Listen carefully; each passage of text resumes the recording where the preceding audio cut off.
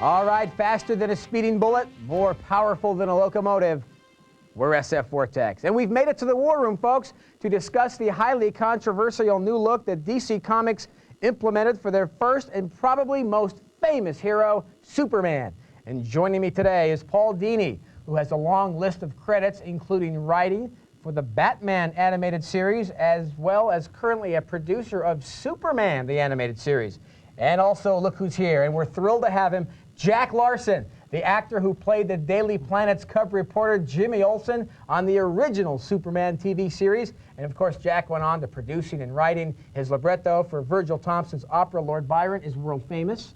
And also, as a movie producer, we can thank Jack for such films as Mike's Murder and one of my favorites, by the way, Bright Lights, Big City. Michael J. Fox, he was great in that. Thank you. And also, Robert Burnett is here, sci-fi writer, critic, and film editor. Guys, thanks for being here. I got to get right to it because, frankly, I'm a little peeved about this whole thing. Superman, changing his look, changing his powers. Jack Larson, is there no justice in this world? What's next? I can't believe this. Market research.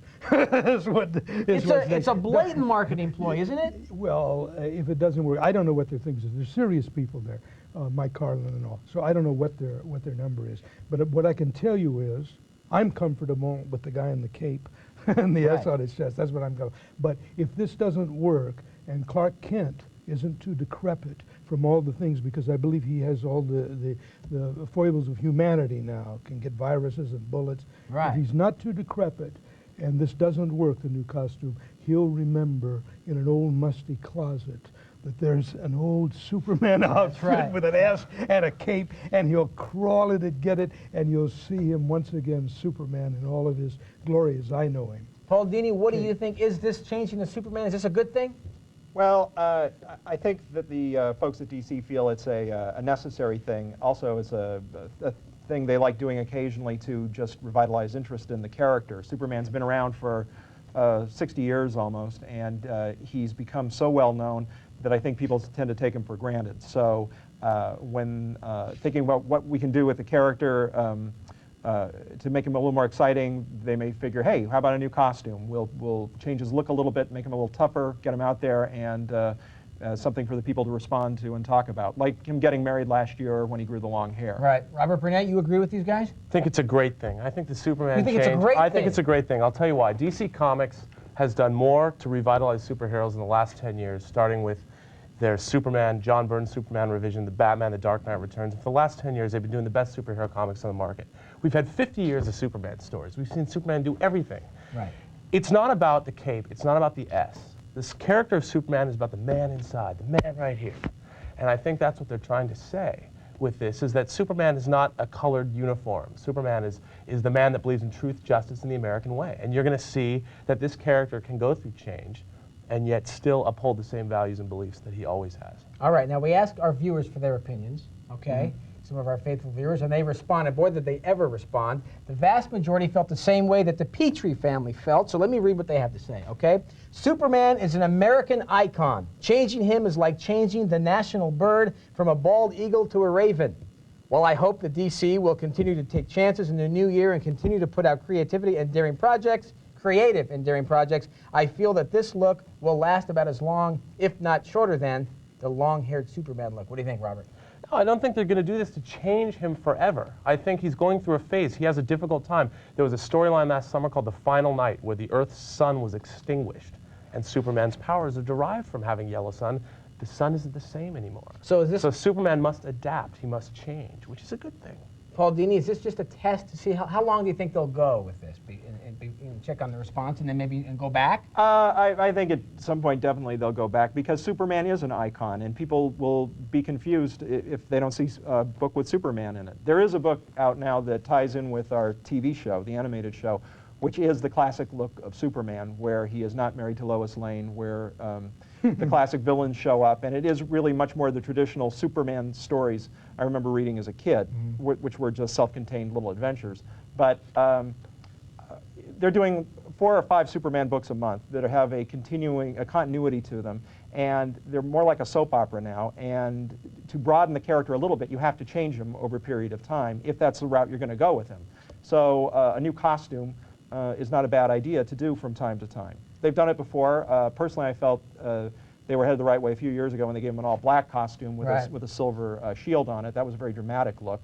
But you can't get too far away from that cape. The cape is the most identifiable thing he has. And for little kids who know the basic Superman character, there's nothing more primal than putting on a red dish towel and running around the house and say, look, I'm Superman. Right. Jack Well, Larson, you think they've gone too far? What do you Well, I think? think the one thing they're going to do is save on towel expenses. Yeah. With Mothers of America, the kids aren't so it's going a budget They're thing. not going. I Yeah, see. they're not going to be doing the towel. On the other hand, they may, And kids jumping off the roof to try and fly. if they're trying to imitate Superman yeah. now, they'll just have to stick their finger in a light socket, and that could run into doctor bills. Oh. But the problem I have with it is I saw it, the new costume, is it looks retro to me. I think I saw something like a codpiece, which is a little post-medieval on it. And I thought the Batman film had the au courant look. You just put nipples on Superman. And all they had to do was show the nipples. That's what they did with the third Batman, and they had a big success and a lot of publicity. So I think that it's a little retro is the thing, and I like the cape. I think I'm going to have to talk to our wardrobe department and maybe get, well, that's a whole other You want nipples on this program? Believe it or not, we did get some mail from people who actually agreed with you, Robert. That's right. That's amazing. That's I right. find that shocking. Okay, listen to what, let's see, MB has to say. MB, why doesn't the guy just give us his name? Well, maybe it's Michael Bolton. Let's see what he has to say. I think a new look for Superman is long overdue. Come on, the guy is in underwear and he has a cape around him.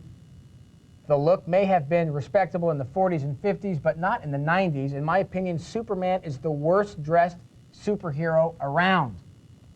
What do you think? Evidently, this guy's never heard of Kmart Man. It's but what do you not think, about Rod? clothes, though. I think the people at DC, Mike Carlin and the staff of Superman writers, every year they come up with a really interesting Superman storyline. Who cares? I read comics every week. Right. I never cared about Superman. When they did the Panic in the Sky storyline, the Death of Superman storyline that created the character of Steel, that Warner Brothers now has a movie about, starring Shaquille O'Neal, they do a really good job. And for those of us that like story, the people at DC, they do a really good job. This is going to be another triumph for them. I'm looking forward to it. What about this big revisionism and so many different things? Batman, Superman. Why are we going to this so much, Paul? What do you think? Again, it's to recreate interest in a character who's maybe fallen out of the public's consciousness. In a larger way, it's to get back to what the character was originally. In the case of Batman, he had gone through many changes over the years. He started off as being this dark, avenging figure. Then he became a character who got into science fiction adventures and comic books. And then he became this camp icon in the 60s. And then he just sort of languished for a while. And then finally they recreated him as the Dark Avenger of Gotham City, which is where he is now. And that's an image that everybody has taken to in the late 80s and 90s with this fantasy ideal that the world is going to hell. I can't do anything to stop crime, so I may as well identify with this fantasy figure who's got all the money in the world and give himself all these great gadgets and go out and actually do something about urban decay. And that works. Jack, what do you think? Revisionism, you a big fan? I mean, look at even the Star Wars movie, new footage, what do you think? Let's not get into that. Well, I don't know. I'll tell you what, that if it doesn't work, I was left the keeper of that.